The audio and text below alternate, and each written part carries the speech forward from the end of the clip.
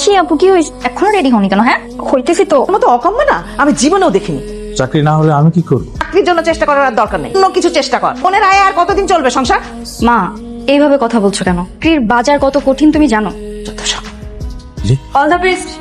শোন, বলো, তোর দুলাভাইয়ের কথাটা মনে আছে? তুমি কোনো চিন্তা করো না, আমি দেখছি বিষয়টা। ওর স্কুলের দেরি হয়ে যাচ্ছে, আসি। হ্যাঁ, সময় মতো যেতে না পারলে কি যে হবে। এদিকে শরীরটাও ভালো লাগতেছে না, কেমন জানি করছে। এটা পানি এনে দেন তো। আলমগীর। জি স্যার, আসসালামু আলাইকুম স্যার। এই ডেস্কের এমপ্লয়ি কোথায়? উনি কিছুক্ষণের মধ্যে চলে আসবেন। উনি কি প্রতিদিন এরকম লেট করে? আসলে ইমিডিয়েট আমার রুমে দেখা করতে বলবা। জি স্যার। ম্যাম, আমাদের বড় সাহেবের ছেলে ছোট সাহেব অফিসে আসছিলেন, উনি আপনাকে ডাকছেন। আসসালামু আলাইকুম স্যার।